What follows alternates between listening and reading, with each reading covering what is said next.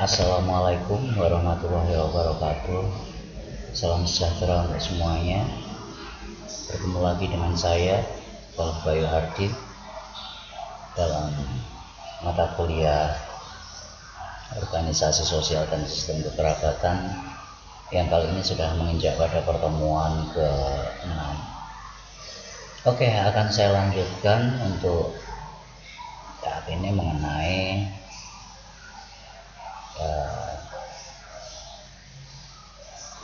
teori-teori mengenai perkawinan dan kekerabatan, dan ini mungkin ya hanya sebagai pembuka untuk bagaimana sebetulnya organisasi sosial dan sistem kekerabatan itu dulunya muncul dan lalu muncul beberapa dugaan, anggapan, ada yang menyusun bagaimana evolusi dari sistem kekerabatan dan perkawinan tersebut. Oke, di sini saya temukan di beberapa catatan bahwa ada pendapat mengenai evolusi kekerabatan dan perkawinan ini, yaitu yang pertama diungkapkan oleh Beethoven, dan ini berada dalam salah satu bukunya Gonzalo-Nimrod. Jadi ada 4 tahapan untuk evolusi perkawinan dan kekerabatan. Yang pertamanya memang dikatakan diduga pada awal kehidupan manusia pola perkawinan ini disebut promiskuitas, atau memang kelompok laki-laki dan kelompok perempuan itu memang tidak ada aturan apapun untuk bebas untuk mengembangkan keturunannya, bebas untuk melakukan tindakan-tindakan reproduksinya. Dan pada saat itu dinyatakan belum ada kelompok semacam keluarga inti yang seperti kita kenal sekarang. Namun kemudian lambat laun masyarakat mulai menyadari sendiri, atau kelompok-kelompok tersebut mulai menyadari bahwasanya akhirnya anak-anak dari suatu kelompok tersebut itu hanya mengenal ibunya dan tidak ada konsep ayah di sana. Mengingat tentu saja sulit untuk mengidentifikasi ayah dari anak-anak tersebut, mengingat siapa yang melakukan reproduksi pada seorang perempuan tersebut atau pada ibunya itu tidak diketahui. Dan waktu itu juga tidak ada keteraturan awalnya bahwa perkawinan antara ibu dan anak laki-laki juga sebelumnya terjadi juga. Namun kemudian di sini ada kesadaran untuk atau tindakan untuk mengatur perkawinan dan garis keturunan tersebut. Dan karena pada saat itu dan pada awal-awal itu hanya mengenal anak dari seorang ibu, bukan seorang ayah, pada saat itu muncul istilah yang disebut matriarkat, atau segalanya yang menjadi dasar adalah garis dari keturunan ibu, karena memang itu yang bisa diidentifikasi. Oke, berikutnya untuk tahap berikutnya ada tingkat selanjutnya. Karena kondisi yang matriarkat tersebut, kelompok-kelompok laki-laki itu tidak ingin juga menunjukkan bahwa dia ingin memiliki sebuah garis keturunan yang didominasi oleh laki-laki. Dan akhirnya pada saat itu terjadi semacam sistem perkawinan baru, yaitu kelompok-kelompok laki-laki dari suatu kelompok mengambil perempuan dari kelompok-kelompok lain dan untuk dibawa dan tinggal di dalam kelompoknya, dan kemudian mereka semua melanjutkan keturunan dalam kelompok tersebut. Dan pada saat itulah garis laki-laki atau garis patriarkat menjadi mulai dominan. Dan oleh Beethoven sendiri pada tingkat akhir, pada tahap-tahap akhir evolusi perkawinan ini, muncul perkawinan eksogami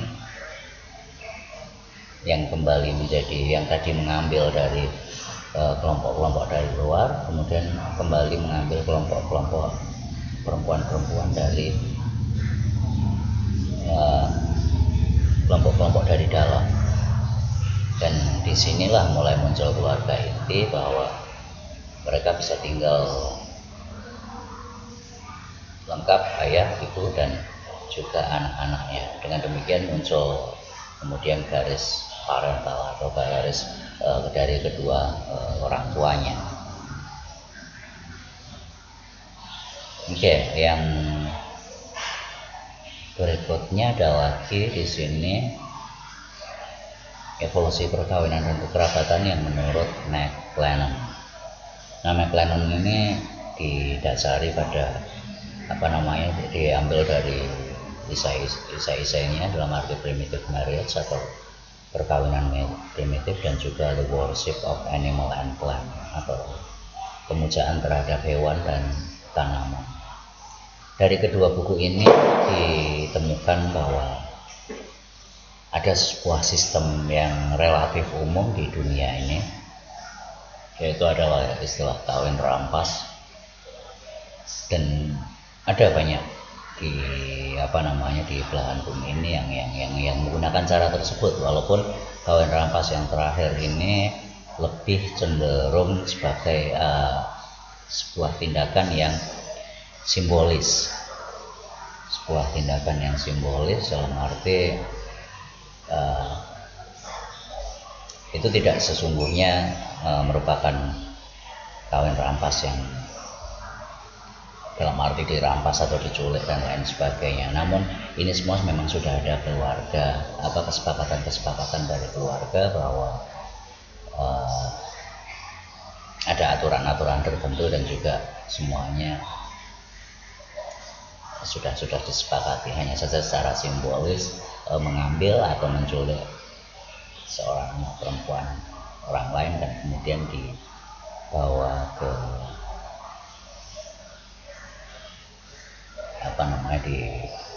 dalam kelompoknya atau keluarganya.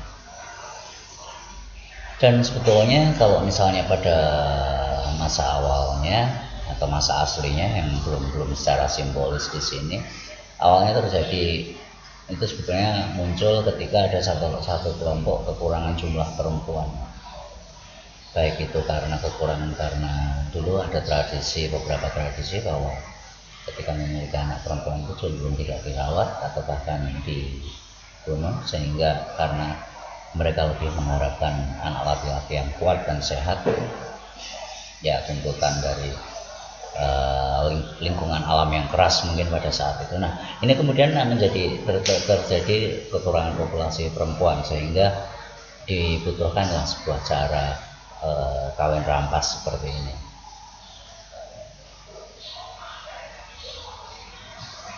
Oke, dari Beethoven dilanjutkan bahwa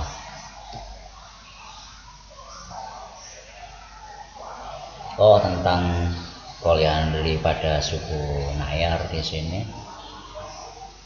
Dan kalau dalam kasus suku Nayar ini, kaum perempuan tinggal bersama saudara laki-laki mereka dikunjungi oleh para prajurit. Waktu itu tribal, di mana tribal atau horde atau kelompok-kelompoknya masih saling berperang satu dengan yang lain. Di sini serdadu dalam arti prajurit-prajurit tradisional. Mereka dikunjungi oleh para prajurit itu dan terjadi pernikahan. Namun kemudian pernikahan tersebut biasanya akan sebentar karena Ratu itu akan kemudian akan pergi, dan suatu saat ketika yang hadir atau yang datang pada perempuan tersebut akan berganti-ganti, sehingga anak-anak yang lahir itu juga tidak mengenal ayahnya. Dan ya, ini seperti yang tadi dikatakan oleh Beethoven tadi, disinilah karena memang tidak teridentifikasi ayah mereka, makanya yang teridentifikasi adalah ibunya, maka garis keturunan yang dikenal adalah matriarkat. Dan di tempat secara lokasi mereka berada di lokasi ibunya, berarti disebut matrilokal. Dan dalam McLennan ini dikatakan atau disebut sebagai sebutan maternal karena tidak diketahui siapa ayahnya. Berikutnya masih pada suku Nayar. Isinya masih dalam kasus interogasi suku Nayar ya, ini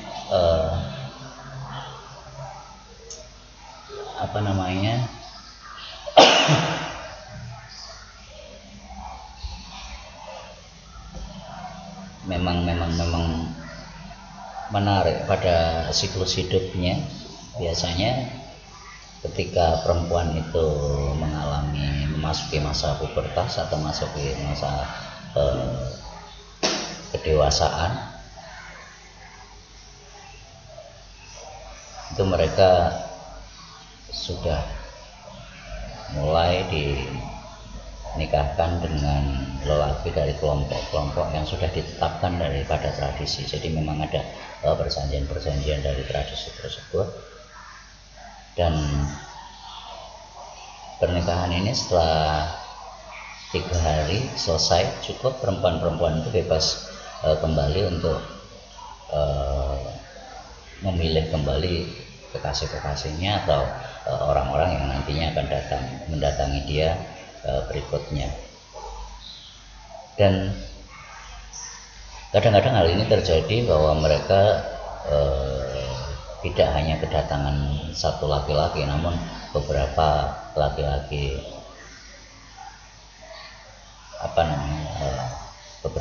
sekaligus dengan dihadiri atau dikunjungi oleh laki-laki tersebut dalam waktu-waktu yang berbeda. Dan kemudian untuk anak-anak di sini masuk pada kelompok saudara laki-laki ibu, jadi paman pada pamannya, mereka masuk dalam kelompok pamannya, dan yang menjadi kepala keluarga di lingkungan itu adalah saudara laki-laki dari ibu. Dan semua anak-anak memang diasuh oleh saudara laki-laki ibu, dan kelompok itu kemudian digambarkan sebagai kelompok matrilineal dan matrilokal juga.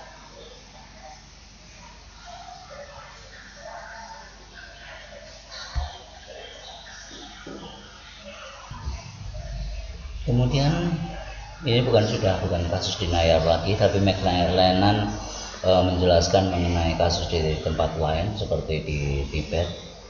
Ini awal-awal masalah ketika seorang laki-laki memiliki kebiasaan mengembara. Jadi muncul keluarga inti itu juga karena laki-laki yang membara itu suatu saat akan tinggal di tempat di mana perempuan itu berada, dan mereka tinggal di sana dan membentuk keluarga inti. Pada masa-masa akhirnya, setelah berbagai proses yang panjang, lakukan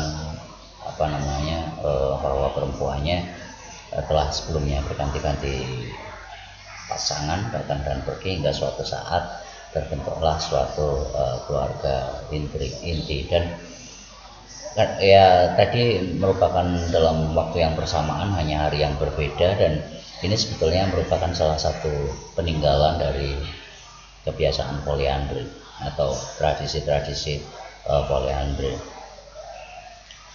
Oke, mungkin ini beberapa kasus etnografi ini tidak terlalu mendetail, tidak terlalu mendalam, hanya secara umum saya baca hasil dari reviewnya. Mungkin ini nantinya bisa dilacak lebih lanjut, bisa dipelajari lebih lanjut dengan mencari referensi yang memang pas. Dan ini untuk sementara saja memicu bagaimana tentang bahwa terdapat teori-teori atau perkembangan mengenai pada perkawinan dan kekerabatan ini secara tradisional. Namun etnografi yang ditulis oleh beberapa ahli antropologi yang cukup luas tadi memang sebuah komparasi atau cross cultural, artinya ada beberapa wilayah yang luas untuk kemudian dibandingkan, sehingga tidak semendalam dan mendetail etnografi yang ada pada kasus-kasus tertentu, kasus-kasus khusus dalam wilayah yang sempit. Oke, mungkin itu dulu sementara apa yang saya jelaskan untuk mata kuliah organisasi sosial dan kekerabatan kali ini. Nanti mungkin akan saya lanjutkan dengan yang lebih mendetail dan lebih jelas lagi. Dan saya ucapkan terima kasih. Assalamualaikum warahmatullahi wabarakatuh, dan salam sejahtera untuk semuanya. Salam dan selalu sehat. Sampai jumpa lagi.